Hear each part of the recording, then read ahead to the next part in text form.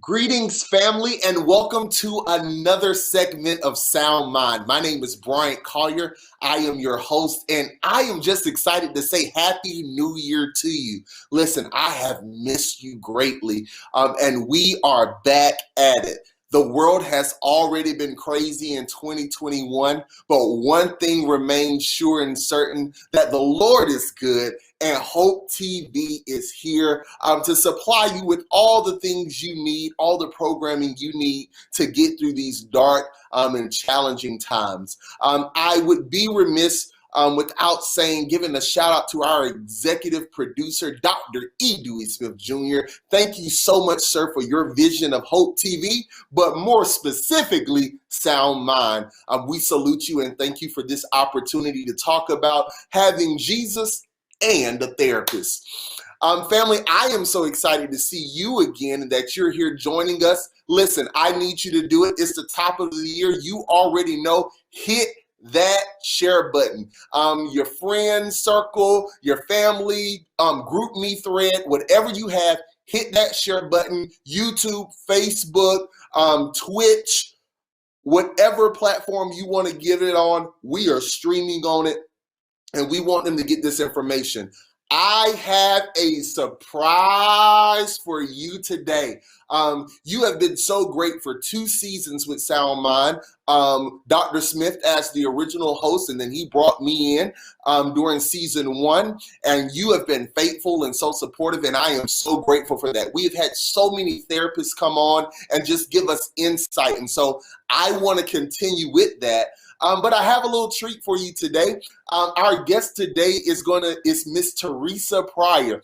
She is my supervisor at the House of Hope Atlanta, serving as the director of events. But she has a rich experience and love for mental health as I do. And so I'm going to let her talk a little bit more about herself, but she will now be joining me permanently as a co-host of Sound Mind. So family, please welcome to Sound Mind our new co-host, Miss Teresa Pryor. Hey, our Sound Mind audience. How y'all doing out there? Happy Hey, New Year to Teresa. everybody. Hey, Brian. Hey, Sound Mind audience. How y'all doing out there? I'm so happy to see your face. Y'all, this is going to be an amazing season to come. Season 3, we're going to be hitting it. And I just, when I kind of coerced her into being a, a co-host on the show, I knew he would be rich with information. So I just want to kind of start this off as we always do. Teresa, can you tell our audience some things about yourself? Oh, sure. Well, I'm a native of Atlanta, Georgia. That's the first thing. I can't actually say born and raised. I was born in Georgia, but I've been in Atlanta. I just got caught. I got born somewhere else. Mama got caught somewhere else, but I was supposed to be born here anyway. So I'm a native of Atlanta, Georgia, and I've been here all of my life. Even though I'm a church girl, been in church all my life. Love the Lord. I've been serving the Lord long as I can remember. Um, but I am, yes, I know you enjoyed that, Brian. But I am a veteran. I was served in the United States Army for 9 years. But I've been in ministry most of my life, which has been, I'm only 22, but I've been in ministry for about 25 years. Now, I don't know how you do that, but okay. Yes, yes. But anyway, I have served in many capacities in the church. And so I have been around church people. I've been around the whole organism of church most of my life. I am a certified event planner. I am now studying to get my master's in a MBA with emphasis in project management. So I'm really excited about that. But what I love is people. What I know is that Teresa exists to be an expositor of the Word of God because I love God's Word. But I also like to bring hope to people internally and externally. And I like for to see people become all that they can be. And so I think because of that, I try to push people to be, to do, try to help people, support people to do whatever they can, whatever they're called to do. And that's what I'm called to do, to help them and to support them do what it is that they're called to do. So that kind of fleshes itself out a lot of ways in my life. So you'll see me, planning events because that's what somebody else is supposed to do. Or you'll see me, kind of mentoring somebody because that's helping them do what it is that they're supposed to do. Or you'll see me encouraging somebody because that's what I'm helping them get done what it is that they're supposed to do. But I know at the end of the day, I'm called to help people do what it is that they are called to do. And so I'm Well, excited to be here because of that. Well, I'm excited to have you. And family, I know you've already seen the graphics, so you know what we're going to talk about. This is mine, a show about mental and emotional health. So Teresa and I just felt like it would be a great way to get to know her and for us to talk with you about the best thing our therapist has ever told us. And I know we're not going to have time to touch it all, but we're going to just share some nuggets. But first, I kind of want to just open up the conversation about the stigma of therapy in the Black culture and then the Christian culture as well. Teresa, can you just talk to me a little bit about your experience with those issues? Well, first of all, for me personally, I came from a um, what you would call, I guess, a very closed family in that, we didn't talk about our business now. We kept our business within the family. And so you didn't tell nobody nothing and you just kept everything within the household. And so that in itself kept me from expressing myself even with my friends. Mm. We had to a certain way, we had to do it a certain way. And so when you walked outside and it wasn't that I don't think they were trying to necessarily all the time, it was not it wasn't negative. It just was that, when we walked out, you get it together. When you come outside that door, you put your coat on, you got it together and nobody knew what you were necessarily going through. And though Mhm. that may have they may have the spirit of that may have been positive, it had very detrimental effects for me Mhm. personally, Mhm. because it caused you to cover up and it caused you to keep things and it caused you to uh, hold on to things and hide things and not share some things that you sometimes needed to share and get some clarity on some things. And so I went years and years and years and years with this stuff that I didn't even understand and afraid to ask people a question. So Mhm. I think that, and I think a lot of Black families were like that. Mhm. We just were raised to keep it to you keep this stuff, this family business. I'm Mhm. gonna tell you Mhm. something. When Greenleaf first came out, I remember saying, "Don't tell all our business." That was my Don't tell first all our thing. That's the first business. thing I said. Don't tell all our Yes. business. That was the first thing I said because that's the way I felt. But you know what? You can't fix something unless you confront it. You can't fix things unless you talk about it. Ooh. So us holding those things in would never help us. And so it took Mhm. years before I even got help because I was holding things in. And so I Mm. think a lot of times, especially in the black culture, and then when you talk about the Black church, it goes a step further because we hold these things in and then we spiritualize things. And that's probably a whole nother segment. But we spiritualize in a way where they're not being addressed. I'll just say Mhm. it that way. So Mhm. you put this pseudo spiritualism over it, Mhm. but you're Mhm. not addressing issues. And Mhm. so you're jerking and shaking and falling out and doing all of that, and then you get up with all your issues and take them all back home. So That just that's so good. And you know, my background is apostolic, Pentecostal. So that's what we did. You get in the yeah, offering line, they lay hands on you, they supposed, you know, you fall out and you get up with the same issues. And it's yeah, almost like we have not connected that there is a part of our emotions that is directly correlated in sync with our spirituality. abs- It goes absolutely correct. together. But for so long, we were not taught that. We weren't Mm-hmm. taught that. I mean, Mm-hmm. literally, we were taught that those things were separate. Even though we were told we were tripart being, we were not taught how those three pieces all come together and how they all interrelate one with the other. And they do Mm-hmm. because they make one being.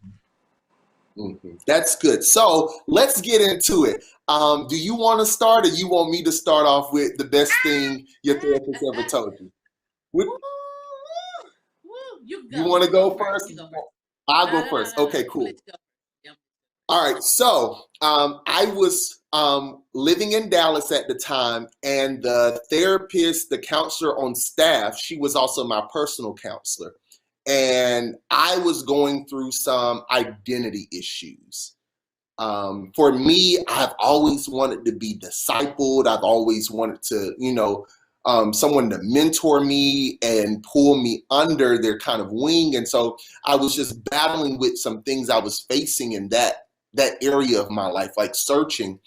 And I told her one day, I said, I am just lonely here, like in ministry overall, not particularly in that job, but just overall in life, I felt lonely. And Teresa, after I finished talking for 20 minutes, got tears in my eyes, I just thought she was about to woo woo woo me. She said, the walk and the calling of service is lonely. He will give you peace and he will give you rest, but he will never remove the cross. I said, what was that supposed to make me feel better? I was like, that's a load, but it was what I needed Yeah. to hear. Because Yeah. I Yeah. think a lot of Yeah. times with therapy, we see shows like Iyanla Van Zant, and I love what she does. I love her ministry. But Mhm. it's condensed 3 or 4 days, a week or two is condensed into a 60-minute It's like, show. yeah. And Right. the Exactly. real work of therapy takes weeks and months. And We so don't we really had get to built see up. that. Yeah. No, we Yeah. don't get to see that at Yeah. all. And it had just Yeah. built up. Yeah. And so when I got to that moment, my counselor knew, my therapist knew everything that had happened. And so when we got to that moment, she says, oh, let's open the shades. Let's bring the light out. I know you've been tired, Brian. I know you felt lonely. This is something consistent. But what I've learned is what she learned about me is that I was okay with being in the service part of ministry, but I didn't want to feel the burden of it. And that was so eye-opening for me because it taught me that this load that I felt was unfair is just normal. Is the burden. It is what it is. It's a part of what this thing is.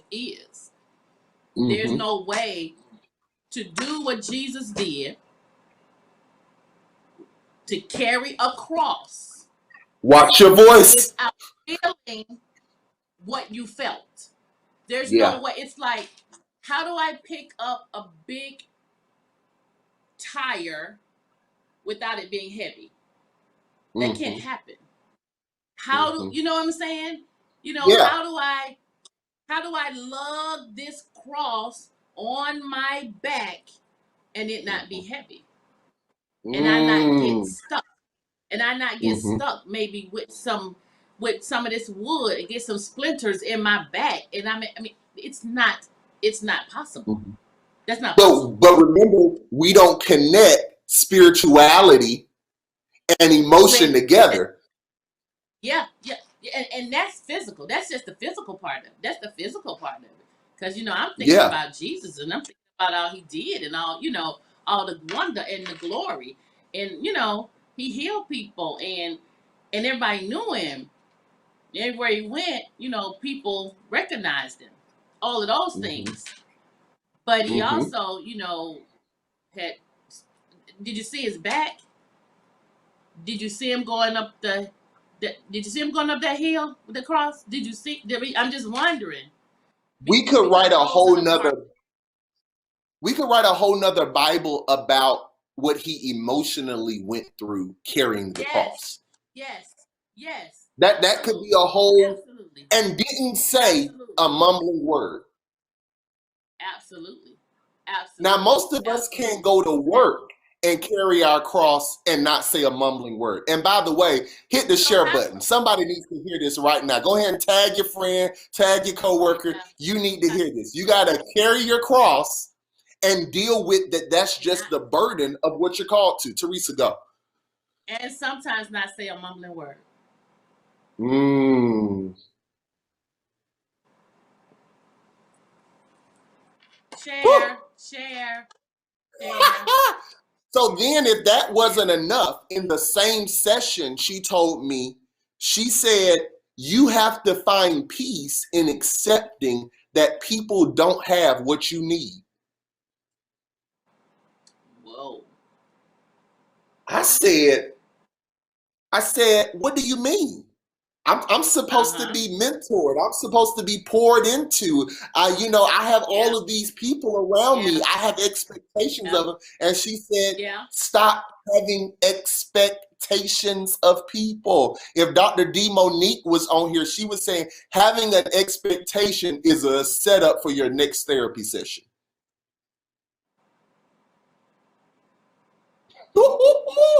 Dr. D. Monique, I'm just shouting you out real quick. Real quick. You go, Teresa. I'm gonna let mine go. What would you like to share? Am I supposed to You be? share. Am I supposed to be taking notes today too?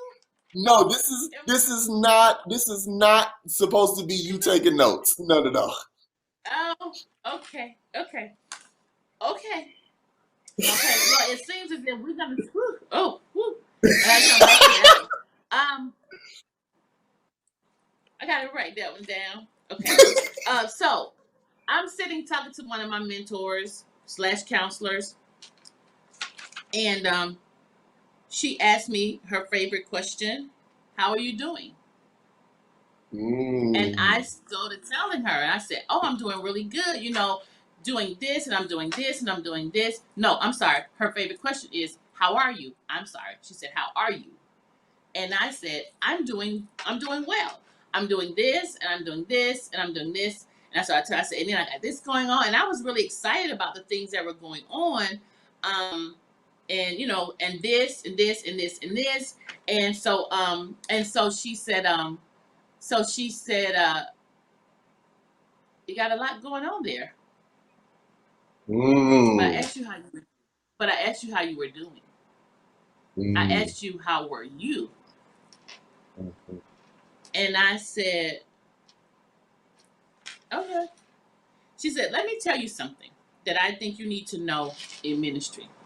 She said, because you're really, really busy. She said, but let Mm. me ask you a question. Were you called to do things, or were you called to people? And I said, I mean, the things that I do are for people and blah, blah, blah. I just started. She said, no, no, no. She said, because I want to tell you something. When you get too busy for people, you've gotten too busy. Say that for somebody in the back of the room one more time. Just say that for somebody in the back of the room one more time. I said, ma'am. And she said, sweetie, when you get too busy for people, you're too busy. We Mm. are in the people business. Mm. I'll never forget it. And so Mm. there's nothing that I do, and not just in my job, but there's Mm-hmm. nothing that I do ever where I'm too busy for people. Because I think Mm. people are our most precious commodity. And in my belief of that, I handle them with care. That's good. Yeah. That's good. Yeah. So Can that you was share? one. No, keep going. No, I was just saying that's one that has sat with me and helped me always keep people in the forefront of everything that I do. When I my business, which is called the name of my business is called Collabo, and it comes from the word collaborate because there's a scripture in Ephesians that talks about a threefold cord not being easily broken, and I just believe that you got me, you have my client, and what they don't know is that the third person is the Holy Ghost. They don't know that, and I don't have to tell my clients that, but I take very good care of whoever is in front of me, regardless of what it is that I'm doing with them. It doesn't matter if I'm playing. It doesn't matter if you're my client. It doesn't matter if I'm preaching. It doesn't matter what I'm doing. It's my responsibility because you're a person. You're you're a precious commodity to me, and I'm never too busy to ensure that you're okay. Yeah. That's good. Teresa, can you share with our audience because a lot of times when people think about therapy, it was funny when I first started with my new therapist last year, when we had our first session, I told her, I didn't want you as my therapist. And she looked at me like, well, why did you ask? And I was like, why did you sign up with me? And I was like, well, God said, when I scrolled past your picture, he's like, she's the one. And I'm like, no, she's not. But in our first session, in the first 20 minutes, I just went through my whole history. I tried to give her every trauma, every experience, my whole background.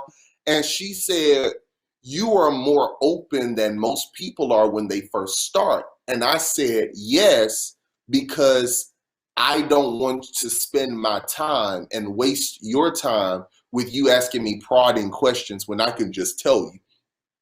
Can you talk about what vulnerability and the importance of vulnerability is in therapy? Yes. Yes. Because you have to be vulnerable. But the thing about it is you have to find a place of trust with your therapist.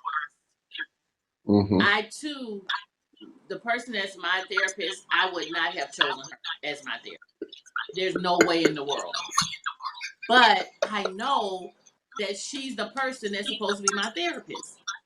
The way I got her, I felt like God led me to her. And then as we began to talk and share from the very beginning, it was just little things that for me said, yep, that's it. That's the one. And because of that trust, I felt, okay, I'm getting ready to start talking.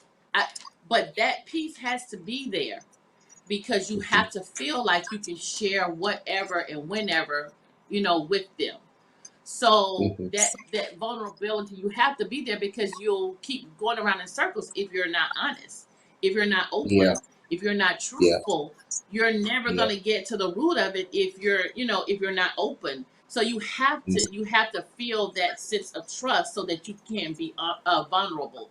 And sometimes that's the problem. I mean, I think, first of all, let me say this. We have normally approached therapy as a fix it after something, a reaction after something has happened. When really therapy should be approached as preventive. You should do it before. Really. But again, we talked about, cultural differences and issues and things as to why, we just don't, we don't. But it really should be. It should be like going to the doctor. It really should be. But what we, for our culture, we have, we do it as reactionary. Okay. So because of that, normally it's something that drives us to a therapist. Mhm. And again, and that's not bad, as long as we get there. As long Mhm. as we get there, because I think it Yeah. is so needful. I tell people all the time, I'm walking around now with a doggone in my hand that says therapy, therapy. I Mhm. believe in a therapist. Um, you know, like I said, you have something that happens in your life. I had something major that happened in my life that drove me there, but I see the benefits of it. And that vulnerability piece is so key because, again, you're not going to get to the root of things if you're not honest with them nor yourself. Mhm. You don't have to be crazy. It's not that something's wrong with you. It's like going to Nope. get an oil change. Every so That's many right. miles, you just need to go. Now, I'm going to say this out here because somebody needs to hear this. You haven't been to the doctor in 4 years. First, go to the doctor. Go get your mammogram, go get your prostate check, go get your blood pressure check, go get some blood work done. And when you finish all of that, go sign up for a therapist So because true. all of it's needed. We go to church Sunday after Sunday and we get all of our soul fixed, but God cares about your physical body as well. I think that says that in Luke or John, that he cares about your soul and your body. Well, your mom That's is right. connected to That's that. right. And it Let me does. say, and not just we go to church. Say we go to church, we go to work, we go to the grocery store, we go anywhere we want to go. Mhm. And so you go wherever you want to go, but you need to know that you need to go to the doctor.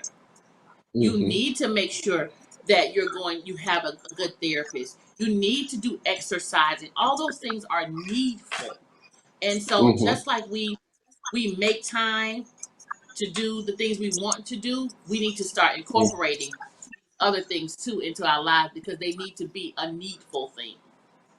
Yeah, yeah, that's good. Listen, family, I don't know if you haven't shared it yet, share it right now. Tag somebody, copy the link, post it however if you need to learn how to tag, just message me in the comments. I am going to show you how to do it. But our time is out for today. We're going to continue with part 2 next week with the best thing our therapist ever told us because we have so many more stories we can share. But we want to just welcome Teresa Pryor as a new co-host to Sound Mind. If you don't see my face, you'll see her face. Other way, her face. And we are excited about what's going to be happening. So thank you so much for tuning in. We will see you back here in the same place, same time next week. Until next time, take care and take care of your sound mind. Have a great week.